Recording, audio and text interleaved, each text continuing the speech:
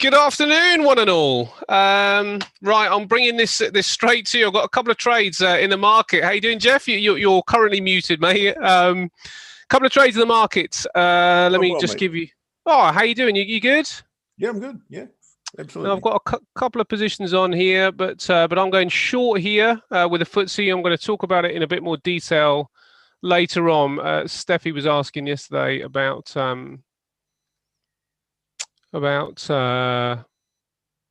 bits and pieces about how you analyze the whole picture. So we'll get to that later. But the trade is now you're going to be safer under this position here. But just so you know what I've got it at 94, let's say, and one at 82, probably 81. So let me just quickly go to this, and then I'm going to talk about a euro short as well. So it is a FTSE 100, and it is a short. 65.90. That's probably the safest place that you can go in for. And over here, I've got a euro short, euro dollar short.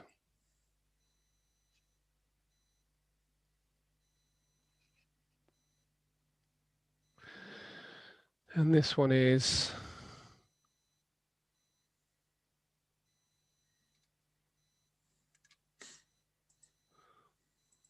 let's have a look at it properly. 1.21. You could probably get under this bar actually, but it's not a bad place. 1.2103. 1.2103. Let's do it there.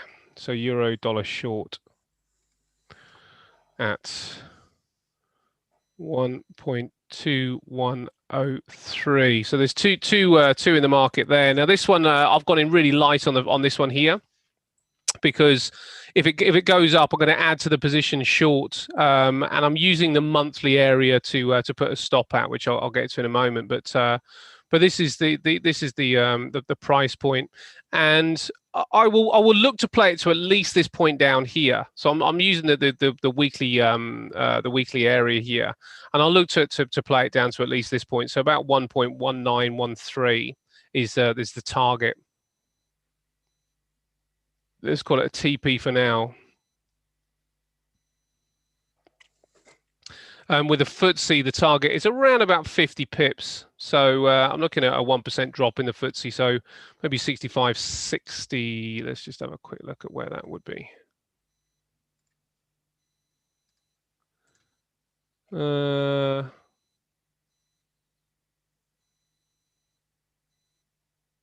No, around about there would be the first point of call, because that if we look at this on a 4-hour chart, I'm looking at this being kind of like the left shoulder, this area here being a head.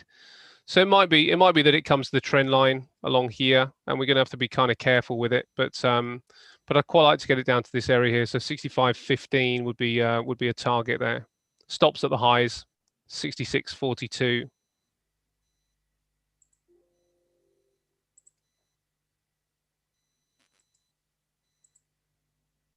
Potentially, Steffi, yes, potentially. And you know, this is a bit of a judgment call. So I will get into the philosophy that I've got with this trade in a moment. But I'm going to go through the whole process, because yesterday you were asking about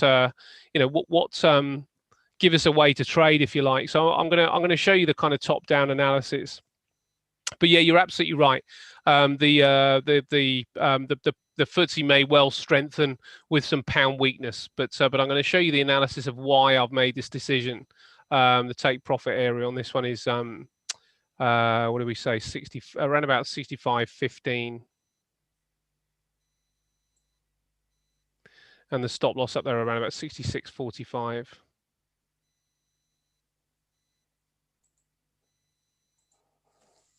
Oops, 45. Okay, so let's get to. In fact, have you got anything, Geoff, or should I just go straight into this? Go straight into it, mate. I've only got updates on a few trades that I'm in, okay. But nothing pending at the moment. Okay, so the first thing, actually, Brexit. there is one pending. It's Kiwi CAD, which we've had our eye on all week. Hasn't triggered yet. Selling at 89.85, so 0.8985. You want me to go through that quickly? Yeah, let's go through that quickly, and then we'll come to this, because you can see the reason that I've decided to go for a short here. But Steffi, you are absolutely right. I mean, there is a close correlation between the two of them, and the FTSE does tend to rally when the pound goes down. Okay, those of you who are in Monday and Tuesday show should know this order anyway. I have kept it in. The reason I've kept it in is because we've just got inside bars all over the place. This is still the dominant candle. Inside bar, inside bar, inside bar. We're waiting for it to break to the downside to follow that bar in its direction and momentum. I absolutely hate giving you entries which are within 3 pips of or orders which are within 3 pips of entry, but that is the case. So if you haven't got that one on your charts now, selling Kiwi CAD at 89.85, stop loss at 90.60, and TP1 is at 89.55, which is around about there, just below DS1. Okay, so that's the order. It's within 3 pips of entry as I speak. That's it, mate.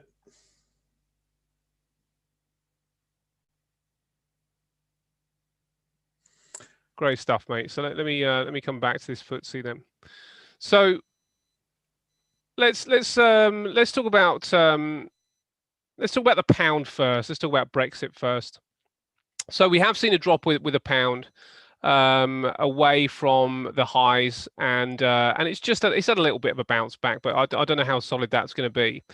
The thing with the pound is that, yes, there was some negotiations yesterday, a meeting with Boris Johnson and Ursula von der Leyen, and they didn't actually come up with any new plan. So the trade deal still looks like a distant possibility at this stage.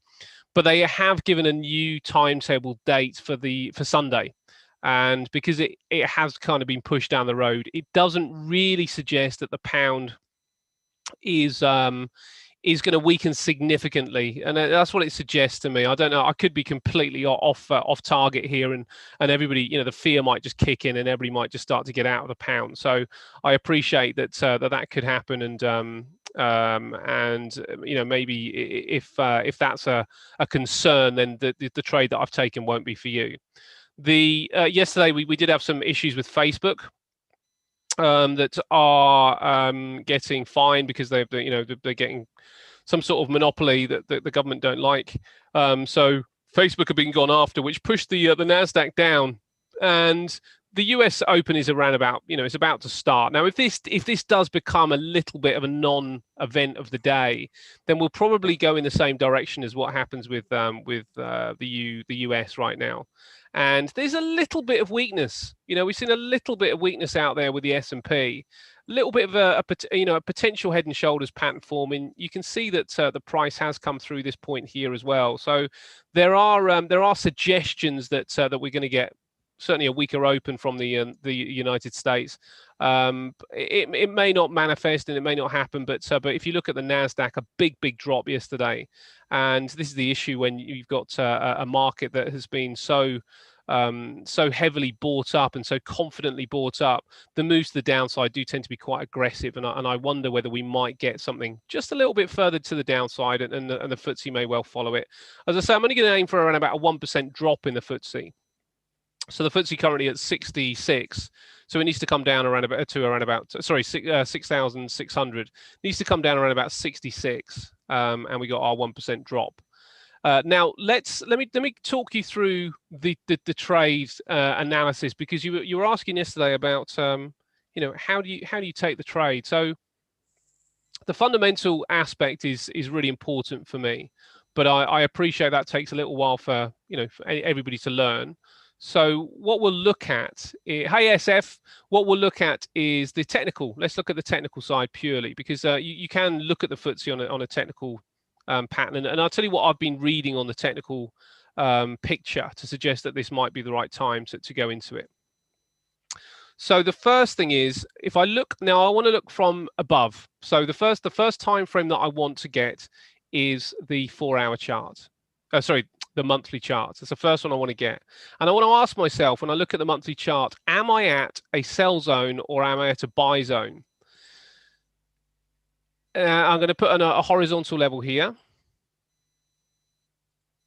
And when we look across here, you know, it looks like it could be. It might be a little bit early, but it looks like it could be. Now, if it is early, I'll go in again. This is my preferred level, you know, for the market to fail at, and that's around about another 100 pips or so. And I'll still look for a short in this area. I might let this one go and look for a short in this area. But there has been, you know, there is a hint here that that we got some resistance, and the resistance might even be down here. You know, we might have poked our head above it, but as you know, quite often you know, the market can poke its head above and then come right back to where it was again. So this area here looks like the potential resistance line, or the break that needs retesting, and it might, you know, oftentimes again it gets retested during the same month that it broke out with. So that's the first thing, is the monthly. Now, if we look at the weekly, what I'm seeing with the weekly is a little gap here on the bar. Now, gaps often get closed, which it looks like this one has been closed, but they don't. They again do sometimes create a little bit of a vacuum that that needs to be properly settled. It's kind of suggesting that there is, you know, possibly just a little bit too much liquidity in the market here. Now, when I come down to the daily analysis, what I've got here is a slowing. This bar here was a first hint. The bar yesterday was another hint. Bit of indecision, but it's another hint. And now I'm looking at this bar. And when I come down to the detail, it's so easy to see on the 4 hourly. But look at the hourly. The hourly did actually manage to break through this level and this level, but it rejected it instantly. So we got something that looks like an engulfing bar. And you know, one of the most telling aspects about this is the volume, which I'm going to put on here. Here's the volume here, and what we see is just a spike here. There's a big volume spike. Now we had a big volume spike here. So it's already suggesting, you know, when we're seeing these volume spikes, they look like they are bars that are relatively you know, the price action since this volume spike, which is the biggest, just rejected it and started to move to the downside. The price action after this one didn't really move to the downside. It's still kind of floating in the area. But look, the volume just started to decrease and decrease and decrease. And even on this big bar here, it's quite significant when the volume is relatively low, in bearish bullish terms, and then you get another, you know, another one, a twin if you like, and that is, you know, either engulfing bar or a train tracks reversal, either way. But it is very bearish when you get the whole of the price action rejected straight away, and it's on high volume. So that's the case that I'm looking at. I'm looking at, you know, what it's suggesting to me, and it's suggesting to me at this stage that this high is going to struggle to get through. We can also draw a little trend line along here, and that trend line, okay, didn't quite get hit, but it's close enough, and you know, it might be that I get stopped out here and then it starts to come back down again because of this particular pattern. But you can see that you know, there is this channel that's going on here. Let me bring this here. There we go. There is this channel that's going on here. So we might just end up at the bottom of the channel and then again reject it, but we might be able to take some profit down there depending on what's going on. So we're a minute away now from the US Open. Let's see what happens on the US Open. But it suggests to me, firstly, when I'm looking at the bigger picture, I have an area that could get rejected. That's the first thing I'm looking at. Am I in a sell zone when I look at these broader areas? Weekly suggests the same thing. This is the high from May. Have you gone back on daylight saving, mate? No. The US Open's in an hour. Oh gosh, it is. Sorry, mate. Yes, you're absolutely right. Of course it is. Of course it is.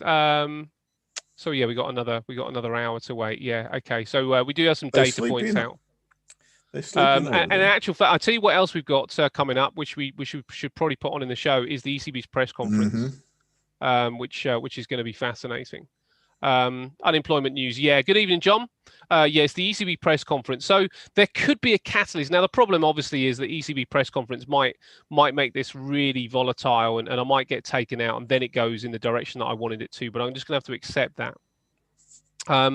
But you know, so I've looked at the monthly potential resistance. I'm looking at the weekly, again potential resistance, and then I'm looking for signals. And when I look at the daily, I've got a slowing here, and as I say, also I've got the bars here that are suggesting a pickup in volume. Volume was decreasing as the price was going up, and then there was a little volume spike on this bar here, so it's suggesting it could be in this area, you know. And then I'm just looking for the trigger. And the trigger point really is coming from this hourly train tracks reversal again on a pickup in volume. So it's not the way to trade; it's just a way to get information. There's lots of different ways to get to make a decision, but that's why I've made this decision, because I think the area is right, and I think that there's enough out there that that could take us in the opposite direction. So now the press conference has started. Press conference has started. Yes. Yep. Yes. Now the other one is the euro. Now the euro I'm trading short because I like the dollar for a long, but what I'm doing is I'm going in really light here, because at this stage I think or I suspect we're going to reverse somewhere in this area, but I don't know where it is, and I might well get taken out. Now this is the point about not using leverage. If I don't leverage this up too much, and I put a stop up at this point to say, okay, look, if I get through here, I'm definitely wrong. But I think that there could be a turn coming in the euro dollar. And again, I'm looking at on this monthly, same sort of thing. That's the lower end of it. There's probably the upper end of it there. We're not too far away. And I'll continue to add to this position right the way up to that point and see if we do get the turnaround in euro dollar. Let's have a look on the weekly. Weekly is suggesting again that there could be some exhaustion here. You know, a bar like this sometimes does suggest exhaustion. I don't have this point here. We've got the ECB press conference, which might help us out here. That's all I'm looking for to happen. Now on the daily, the hint is suggesting again, yes, it could be a bull flag. You know, maybe a bull flag looks like this. There's the flag. There's the pole. So the bull flag would take us again, when it breaks out, you measure from the top through. That's going to take us to a similar area by the looks of things. You know, that I'd like to see that resistance here. So I'll still go short to that point. So, you know, that's why I'm going in light enough to give myself some room for that to be the case. I would have liked to have waited a little bit longer, but the truth is, after seeing a lower high on the 4 hour, I thought let's start it here. Let's take a punt and see what happens. And there's your bull flag. If it breaks the bull flag, it's probably going higher. But let's see what happens there. So that's the philosophy really with the two trades. The news from the States. Let's bring it in.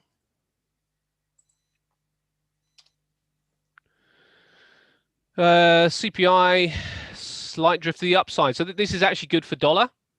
That could be potentially good for the dollar. Core CPI also a little drift to the upside.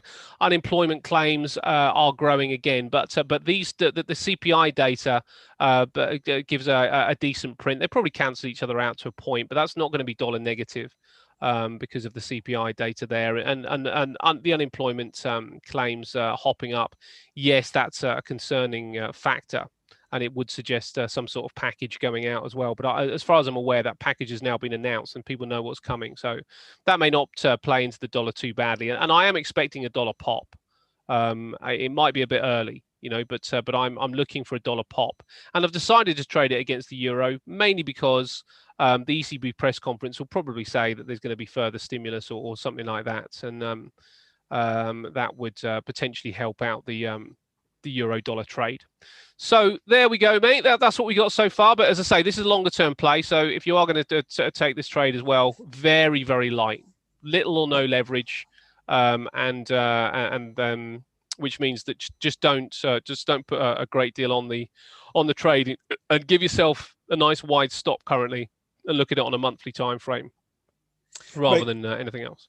Yeah. Tell me what happened on Tuesday with this agreement in principle in the Brexit talks that apparently, according to the market, anyway, what I've seen from the market, that was fake news. Is it fake news, or it just doesn't mean too much? It's fake news, mate. Yeah, yeah. I think somebody from the EU had come out and said that they'd managed to make some headway with fisheries, and Boris Johnson. Well, it may not be fake news in as much that it could be a bit of a cross communication, where I think somebody from the EU came out and said that that they were looking that they think they've made some headway on the fisheries, and there are three sticking points right now. Fisheries is one of the main ones. I think another one is market access, and another one is fair competition between the two regions. And the UK came out and said that that's just not true. But I think that what they were probably talking about is the fact that they haven't made enough headway to get a deal. They might have made headway in that one area, but on the whole and in general, the situation is still the same, and there's no that they haven't really made any headway when it comes down to sorting out the bigger picture. And Boris Johnson was there yesterday, and there's just nothing to report, and they're leaving it very, very late to get this deal. You got to, the market no doubt is starting to think it's just not going to happen, because the market reaction to that news was noticeable, because right. there was a very, very sharp emotive move, but it was just crushed instantly. Yes. Absolutely instantly. And you could tell that news was not correct, because if it was correct, we're at 140 or 145 or something on the back of that, I would have thought, and it just didn't happen. Yes, yeah, absolutely, mate. Yeah, I completely agree. I think if there's a trade deal done and it's half decent, then the pound probably does go to 140. But yeah, as you say, it's been crushed out now, hasn't it? So we're at 132 again, and looking, particularly weak. I wouldn't be surprised at all to see some positioning right now that does suggest that there are further bears coming into the market, but yeah, it's not that significant as yet. And I think the smart money is basically on the sidelines with it, because they're just like, there's going to be plenty of time to trade the pound. If it goes up, if they get a trade deal and it goes up, then it's probably going to go up for more than a day. So we may not get safe entries, with stops and stuff like that. But I think it goes up for more than a day, so that we should get something. There's something in the way of entries and everything else that we can probably take. So the smart money, to my mind, just sits on the sidelines until there is an announcement that is concrete. Well, I don't consider myself smart money, but I've certainly adopted that principle since last week. Yeah. But I love the fact that it's now come back under 134, because it hasn't been able to close above that, well, only once really, since 2018. Yeah. Which is interesting. Yeah, it is interesting, isn't it? And there's just not enough information from what I see with the market. There's not enough information to make a clear point of direction, and that's why I've opted for the euro instead. I think the euro gets affected as well by either way. I think the euro gets affected, and I think if there is a deal done, then the euro probably gets affected potentially a bit negatively. But if there's not a deal done, then Europe probably gets affected quite positively. But it's not. Things aren't looking too great, and it's what I find quite interesting with the market, and it is twitchy. When you look across the board, if we check out the European equities here, little bit of weakness here from the IBEX. Euro Stoxx 50, bit of weakness as well. CAC bit of weakness as well. You see that on the Euro Stoxx 50. You like that, do you? Well, every single one I've looked at so far is just in a range. Yeah. The DAX also quite negative. So right across the board with Europe, it's quite negative. Now with the FTSE, okay, it looks a little bit more positive because it's green, but you can see that there is rejection going on. With the FTSE. Three little Indians right here as well. So technically speaking, it looks like the FTSE's coming down. But Steffi's point about will the FTSE not go up if the pound weakens is absolutely right. I'm just on the premise that the pound will probably not weaken significantly until we get some definite news, because nobody's really committing to a move with the pound. I mean, if we have a look at it, yes, okay, let's look at it on a daily instead. It is breaking down, or it has broken down against quite a few of these, but it's still kind of rangy. If you sort of you look at it on a longer term time frame, we're still kind of in this range here, and I wouldn't be surprised to see the pound maybe kick up again. Look at it against the yen, hasn't really sort of done a lot. It's just kind of hugging the last week's bar and price action at this stage. So I don't think that there's a great deal to kind of to take out of this, but just some really choppy price action. Broad, no doubt, and it's very emotive, but it is quite choppy. I don't really see a clear picture at this stage. Cool. Currency wise, I've stuck with the 5 that I had. Well, actually, I only had 4. Actually, I only had 3 on Sunday. I added 1 on Tuesday, and 1 on Wednesday, and 1 today. But apart from that, I haven't seen anything that's exciting in the market this week, I've got to say. A few moves, no question, but they're bungee cord moves, one up, one down, wax on, wax off. It's not apart from the ones I've chosen, really, we haven't seen a whole lot going in the one direction. But I'm pretty happy with what I've chosen this week, and everything's looking rosy on that front. We've got 2 lots of profits on all 3 trades that we're in, and we've got our stop losses in positive territory. So it's going to be a decent week. That's good, mate. Yeah, I mean, I don't know if people took the same trade as I did yesterday, but I did actually take a FTSE trade yesterday as well that made money, and so I don't know if anybody else was in that, but we took a trade here, somewhere around about here, wasn't it, at 90? Yeah, down here, and we were just aiming for the daily pivot, so there was had a little bit of money there as well. So actually, anybody in the room has done pretty well, I think, this week. Should have, mate. Yep, if they've been following us, it should have been okay.